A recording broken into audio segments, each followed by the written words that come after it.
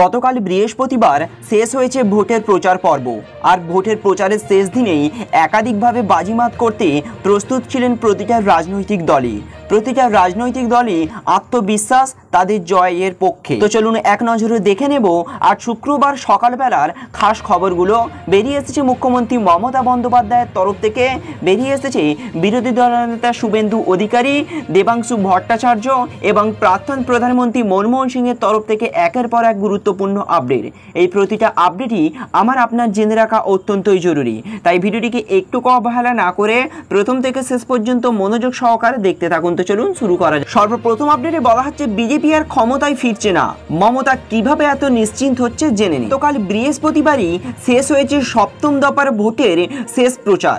আর শেষ প্রচারের দিনে মুহূর্তে মমতা বন্দ্যোপাধ্যায় একাধিক বড় বড় বার্তা দিয়েছেন। তিনি ভবিষ্যৎ দেখতে পাচ্ছেন, তিনি নিশ্চিত বিজেপি আর ক্ষমতায় ফিরছে না। এই দিন প্রথম নয়, এবার লোকসভা নির্বাচনের ভোটের অনেক আগে থেকেই মমতা বন্দ্যোপাধ্যায় এই কথা বলে আসছেন। নবান্নে আমলাদের সঙ্গেও আলোচনায়, সাংবাদিকদের সঙ্গের আড্ডায়, জনসভায়, বিভিন্ন প্রচারে গিয়ে তিনি এই কথা উল্লেখ করেছেন বারংবার। বিজেপি এবার আর ক্ষমতায় ফিরবে না।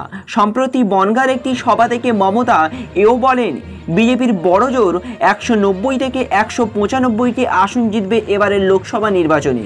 অপরদিকে বিজেপি দাবি করছে তারা এবারে 400 পার করবে।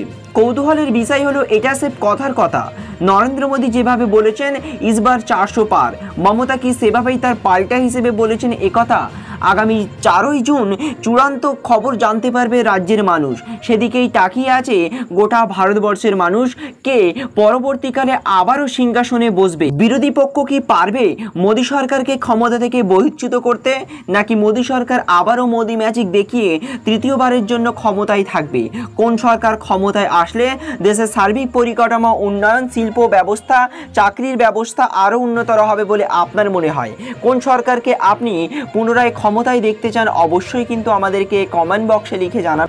অপর আপডেটে বলা হচ্ছে নরেন্দ্র মোদী প্রধানমন্ত্রীর দপ্তরের মর্যাদাকে মাটিতে মিশিয়েছেন, খোলা চিঠিতে আক্রমণ প্রাক্তন প্রধানমন্ত্রী মনমোহন সিং। সপ্তম দফার ভোট গ্রহণ শনিবার, বৃহস্পতিবার প্রচারের শেষ দিন ছিল।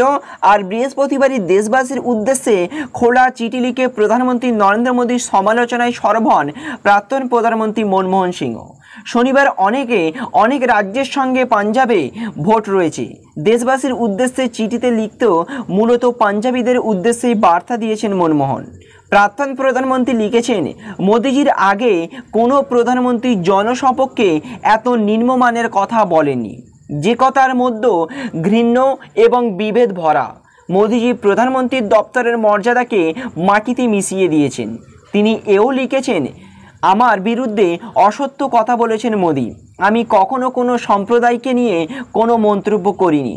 এ বিষয়টিকে বিজেপির শত্রু নেওয়া রয়েছে। কৃষক আন্দোলন প্রসঙ্গেও তুলে মনমোহন লিখেছেন, পাঞ্জাবে 750 জন চাষির মৃত্যু হয়েছে।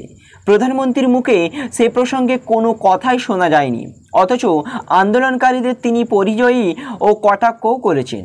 মনমোহনের দাবি, কেন্দ্রীয় সরকারি চাকরিতে 30 লক্ষ শূন্যপদ রয়েছে, কিন্তু 10 বছরে মোদী সরকার তা পূরণ করেনি। উল্টে সেনাবাহিনীতে অস্থায়ী নিয়োগ করেছেন, যা থেকে বিজেপির জাতীয়তাবাদের মুখোশ খুলে গিয়েছে বলে খোলা চিঠিতে প্রধানমন্ত্রী নরেন্দ্র মোদীকে এবার সরাসরি আক্রমণ করলেন প্রাক্তন প্রধানমন্ত্রী মনমোহন সিং। অপর আপডেটে বলা হচ্ছে সব আসনেই ফুটতে চলেছে পদ্ম। শেষ দফার প্রচারে আরও আত্মপ্রত্যয়ী শুভেন্দু অধিকারী।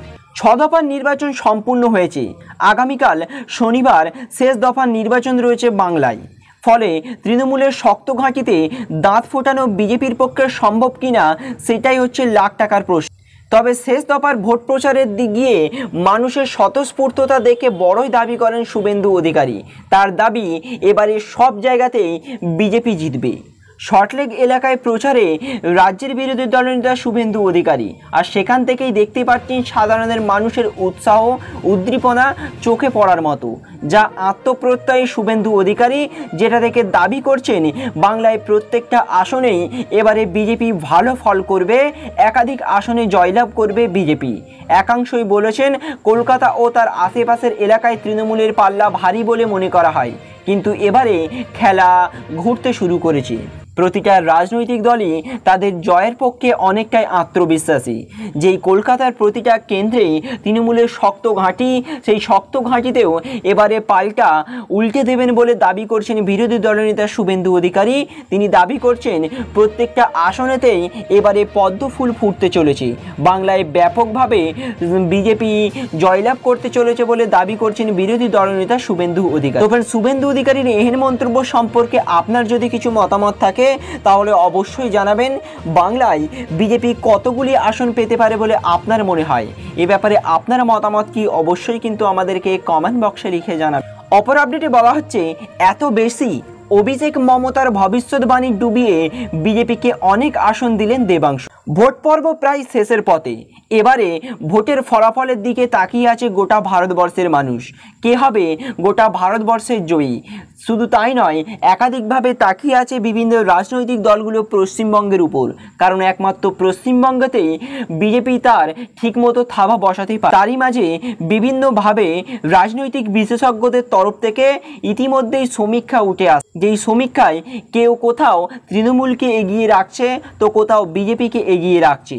বিভিন্ন জায়গা থেকে আসছে এই ভবিষ্যৎবাণী। এবারে সেই রকমই ভবিষ্যৎবাণী নিয়ে হাজির হলেন তৃণমূলেরই এক প্রার্থী দেবাংশু ভট্টাচার্য।